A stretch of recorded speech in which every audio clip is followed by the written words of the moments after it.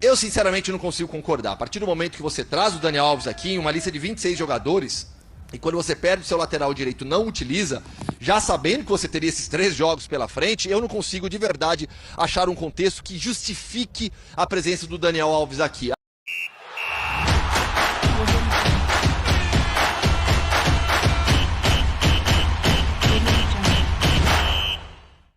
Fala pessoal, eu sou o Vitor do canal Futebol Expressivo. Nós vamos estar vendo aqui tudo o que está acontecendo antes do jogo do Brasil. Hoje tem jogo contra a Suíça. O Brasil tem grande chance de vencer e se classificar já hoje para as oitavas de final.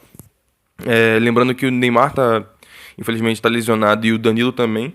Só que a do Neymar é um pouco mais simples, um pouco mais tranquila de tratar. A do Danilo pode deixar ele fora da Copa. Então na lateral direita ali, vão improvisar o Éder Militão, que ele é zagueiro e vai jogar na lateral, e vão deixar o Daniel Alves descartado por enquanto. Eu acho que se o Tite não usar o Daniel Alves hoje, dificilmente ele vai ser titular em algum jogo de mata-mata, porque é arriscar demais. Na verdade, eu nem sei porque o Tite levou ele, porque não tem um critério técnico interessante para isso. Ele levou por levar. Ah, você é meu amigo, eu vou te levar. Foi o que pareceu para todos nós que acompanhamos futebol. Pessoal, se inscreva no canal, vou estar soltando aqui um trechinho da ESPN que eu separei. Créditos de vídeo da ESPN aqui embaixo. E vamos lá. Trouxemos a informação ontem, Bruno, em primeira mão. Seleção brasileira vai entrar em campo hoje com Alisson, Éder Militão, Marquinhos, Thiago Silva e Alexandro. Meio de campo com Casemiro e Fred, Lucas Paquetá, Rafinha aberto pela direita, Vinícius aberto pela esquerda e o Richarlison será o centroavante da seleção brasileira. Uma opção mais conservadora do Tite, o que é curioso também pelo adversário, já que a Sérvia possui mais armas ofensivas, mais qualidade ofensiva na comparação objetiva com a Suíça. Agora há pouco fez esse jogaço com o Camarões, vencia por 3-1 de virada, bem no jogo, controlando a partida, e aí com a entrada do Aboubakar, veterano jogador que joga hoje em dia no futebol saudita, Camarões buscou o empate. Mas a seleção suíça é uma seleção mais forte defensivamente, mas a comissão técnica entende que há um meio-campo um pouco mais criativo do lado suíço, por isso entendeu também a necessidade de povoar mais o setor. Éder Militão é a opção na lateral direita, um jogador de características similares ao Danilo. No meio-campo volta o Fred, Paquetá mais adiantado, uma formação também na qual você ganha mais força defensiva. Na minha opinião, caso o Paquetá canse no meio do jogo ou não esteja entregando bom futebol, eu entraria com o Everton Ribeiro. Até porque ele é um jogador que sabe construir a jogada. Talvez ele não tenha a intensidade de jogadores que jogam na Europa, mas ele consegue entregar um bom futebol. Lembrando que no Flamengo ele que sobressaiu nessa final contra o Atlético Paranaense, contra o Atlético Paranaense. E ele conseguiu superar até o Arrascaeta. O Arrascaeta com o pubalgia não conseguiu entregar um bom futebol. Então eu entraria com o Everton Ribeiro na seleção, caso o Paquetá não conseguisse entregar um bom futebol. Ou então, se o Brasil construísse um placar e quisesse ir para cima, tirava, sei lá, um Fred e colocava o Everton Ribeiro para ficar o mais ofensivo possível, jogando com o Paquetá ali na meiuca. Vamos lá. Se fosse o Rodrigo para jogar no meio, para jogar um pouco mais à frente, o Brasil na prática repetiria o que fez contra a Sérvia. O Rodrigo tem, dentro da seleção brasileira, nesse esquema tático, teria funções similares à do Neymar. Não é o que vai acontecer, uma seleção brasileira um pouco diferente. Porque aí também tem esse aspecto que o Hoffmann traz, né, que é o de também ter variações táticas para uma competição que é muito curta. Se você perde um jogador aqui, se um adversário... Porque se você mantém talvez o mesmo estilo de jogo, você acaba virando refém de um estilo de jogo. Talvez com o Fred, que é ao que tudo indica, é uma forma também do Brasil ter outras soluções para o que a competição vai apresentar, né? Exatamente. E variações táticas dentro do próprio jogo. O Tite falou sobre isso depois da estreia do Brasil. Ele falou, aconteceu jogos dentro de um único jogo. E aí você ter o Rodrigo ali como opção também, dependendo de como a partida se desenrola, é muito bom para o Brasil. O Hoffmann, a gente quando discutia a entrada do Militão na lateral, a gente falava o seguinte, né? É importante ter o Militão porque o meio de campo ele já está, entre aspas, mais vulnerável, só com o Casemiro e ainda com o Fred, a possível entrada do Rodrigo. A entrada do Fred não permitiria a escalação do Daniel Alves na lateral? Permitiria. Na verdade, Bruno, todas as combinações ali seriam possíveis. Você poderia jogar com o Daniel Alves e o Rodrigo se quisesse um time bem leve. Não que o Daniel fosse jogar como um ponta pelo lado direito. Não joga mais assim. A seleção brasileira não joga assim com seus laterais. Essa amplitude ofensiva é com os pontas. Rafinha pela direita, Vinícius pela esquerda, contra a Sérvia. Os dois laterais ficaram presos no primeiro tempo. Na segunda etapa, um ajuste que o Tite faz no intervalo é justamente soltar um pouco mais o Alexandre. Então, a seleção, a gente no Brasil, a gente tem muito conceito do lateral como um atacante praticamente, né? Lateral brasileiro é aquele lateral que vai para a linha de fundo, cruza, chega no ataque o tempo todo. Danilo e Alexandre não têm essas características. O Daniel Alves, sim, o Daniel Alves sempre foi um jogador de muita ofensividade. Mas a essa altura da carreira e pela forma como o Brasil joga, ele não seria o jogador da amplitude ofensiva também. Então, falando bem diretamente, eu acho que todas as combinações ali seriam possíveis.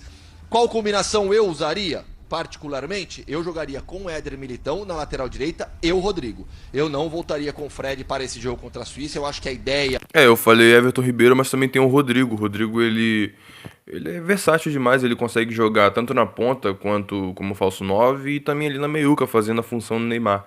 E o Rodrigo, ele tem um estilo de jogo muito interessante. Ele caminha com a bola no pé, ele corre e a bola não se afasta muito dele, ele tem um controle de bola muito interessante e tem uma criatividade muito boa. Entrega até mais que o Everton Ribeiro, eu tinha até esquecido de falar sobre ele, vamos lá. Com o Paquetá sendo um segundo homem de meio campo, encaixou demais.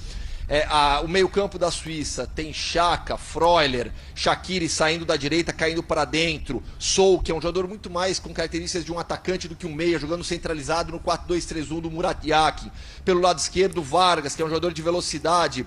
Eu não tenho essa visão de um meio-campo tão criativo, construtor do lado suíço. E é uma equipe que vai se fechar mais do que atacar. Vai contra-atacar o Brasil, na bola longa do Xhaka, na recuperação no primeiro terço do campo, buscando a velocidade dos seus jogadores de frente. Então, é um jogo no qual o roteiro a gente já pode imaginar. A posse de bola do Brasil ali, acima de 60%, controlando a partida, ditando o ritmo de jogo, rodando a bola de um lado para o outro. É um jogo de paciência também contra uma equipe que é muito bem organizada defensivamente e pode ter mudanças. A Suíça teve no primeiro jogo seus 2 zagueiros titulares amarelados.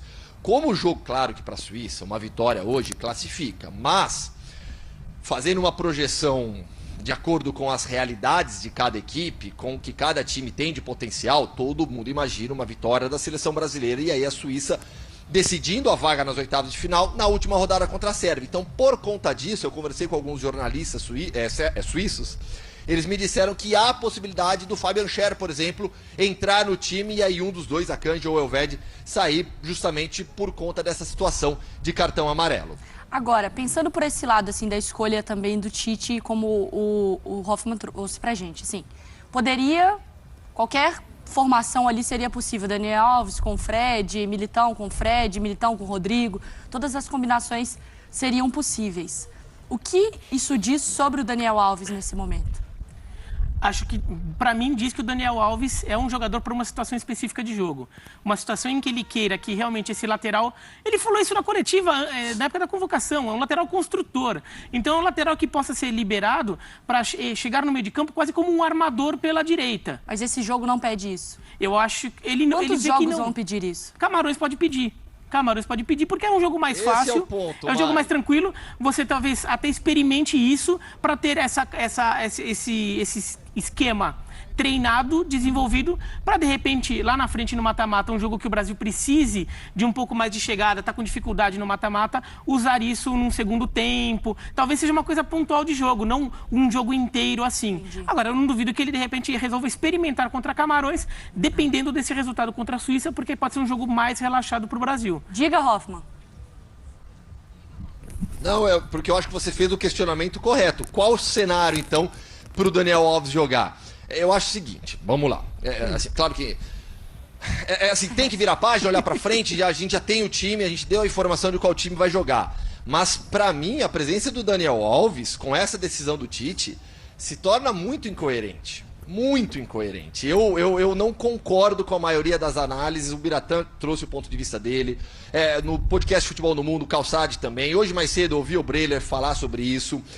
Eu, sinceramente, não consigo concordar. A partir do momento que você traz o Daniel Alves aqui em uma lista de 26 jogadores, e quando você perde o seu lateral direito, não utiliza, já sabendo que você teria esses 3 jogos pela frente, eu não consigo de verdade achar um contexto que justifique a presença do Daniel Alves aqui. Ele é um jogador específico para uma situação de segundo tempo, aos 30 minutos do segundo tempo, com o Brasil Não consigo entender dessa maneira. Eu acho que teria feito muito mais sentido um outro zagueiro. O Brasil agora, com o Danilo, o Militão como essa primeira opção para a reserva do Danilo, tem apenas o Bremer como zagueiro na reserva. Ninguém achava que o Danilo ia se machucar.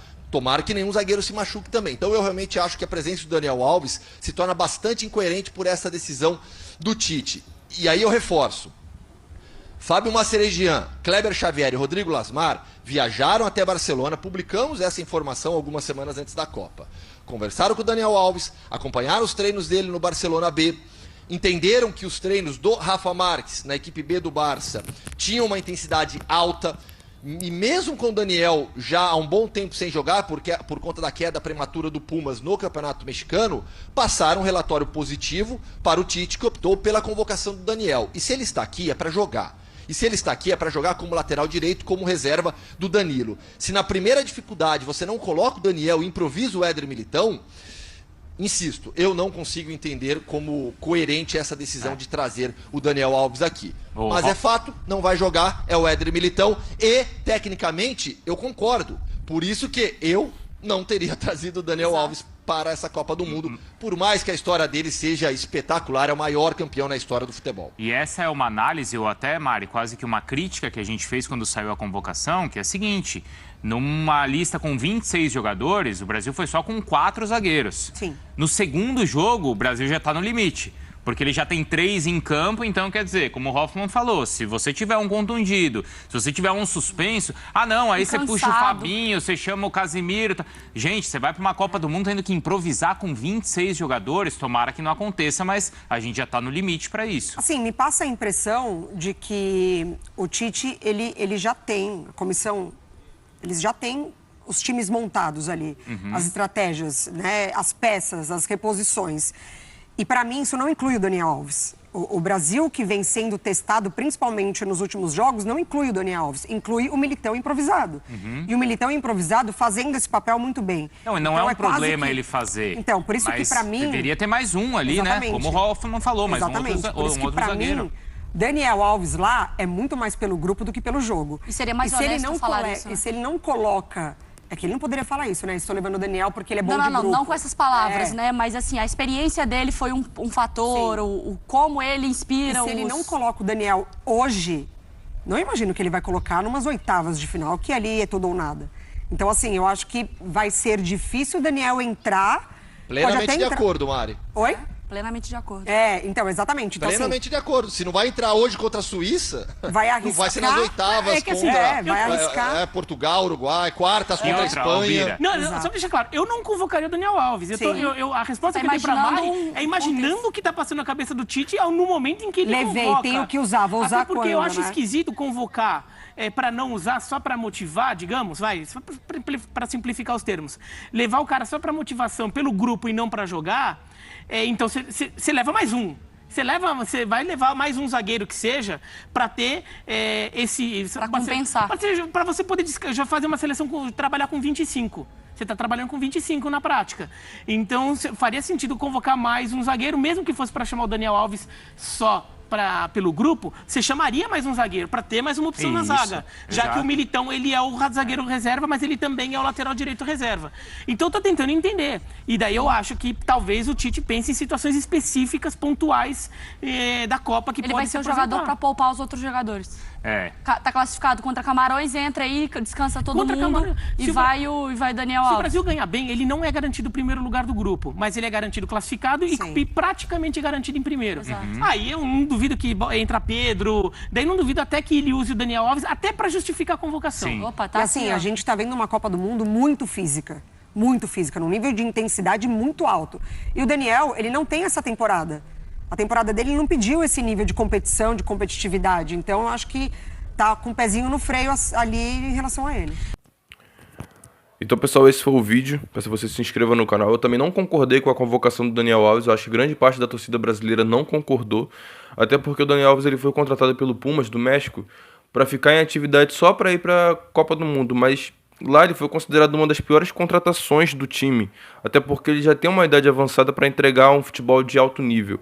Então, o Tite levar ele e não usar ele nos jogos que é para ser usado como lateral, mostra que ele é um lateral completamente descartável e que ele tá ali tomando a vaga de algum jogador que poderia estar entregando um bom futebol. Eu acho que tem outros laterais aqui no Brasil, Marcos Rocha, tem o Rodinei, até o Rodinei, que entregaram um bom futebol nessa temporada. Então, esse lance de confiança tem que ter um limite, porque a confiança ela vai até o ponto que você vê que o jogador vai te trazer algum retorno técnico. E o Daniel Alves, eu acredito que ele não tenha esse retorno técnico ainda. Tipo, nessa temporada ele não mostrou isso.